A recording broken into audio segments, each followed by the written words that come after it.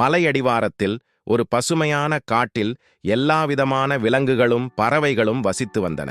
வலிமையில்லாத விலங்குகள் எல்லாம் சேர்ந்து ஒரு கூட்டத்திற்கு ஏற்பாடு செய்தன.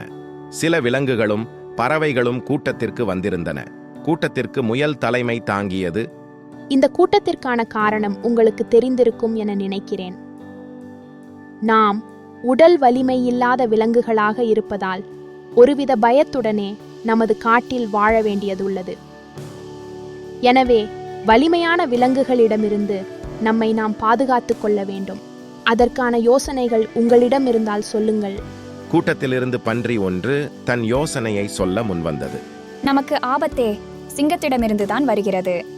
சிங்கம் நம்மை நோக்கி ஓடி வரும் பொழுதுதான் நாம் ஆபத்தை உணர்ந்து ஓடி தப்பிக்க முயற்சி செய்கிறோம். அதற்கு பதிலாக சிங்கம் வேட்டைக்கு வருவதை நாம் முன்கூட்டியே தெரிந்து கொள்ள வேண்டும். நரி சிங்கத்தின் குகை அருகே வந்து காத்திருந்தது. சிறிது நேரத்தில் சிங்கம் குகையிலிருந்து வெளியே வர நரி, சிங்கம் இருவரும் வேட்டைக்கு கிளம்பின. நரியே, என்ன இதுவரை ஒரு விலங்கும் நம் கண்ணில் தென்படவில்லையே, ஏன்?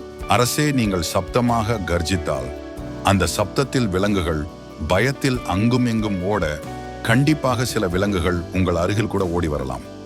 சிங்கம் கர்ஜித்தது. அந்த சப்தம் காடு முழுவதும் எதிரொலித்தது. அணிலின் கூட்டத்தில் கலந்த அனைவரும் உயிருக்கு பயந்து ஓட, காட்டின் மறுபகுதியில் புல்லை மேய்ந்து கொண்டிருந்த மாடும் பயந்து ஓடி ஒரு குகையினுள் நுழைந்தது. ஆடு ஒன்று அந்த குகைக்குள் வந்தது. ஆடு உள்ளே வர வசதியாக எருது விலகி வழிவிட்டது. உள்ளே வந்த ஆடு எருதை பார்த்து முறைத்தது. என் கொம்பின் கூர்மையை பார்த்தாயா இல்லையா? நான் வரும்போதெல்லாம் நீ இந்த மாதிரி விலகி வழிவிடணும்.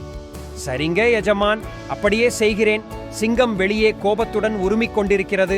அது போகட்டும். பின்பு நான் உனக்கு நல்ல பாடத்தை புகட்டுகிறேன். அதை நீ உன் வாழ்நாளில் மறக்க மாட்டாய். பாவம் என்று பெருந்தன்மையாக விலகி வழிவிட்டால் உனக்கு நான் பயந்ததாக நினைக்கிறாயாடா முட்டாள்?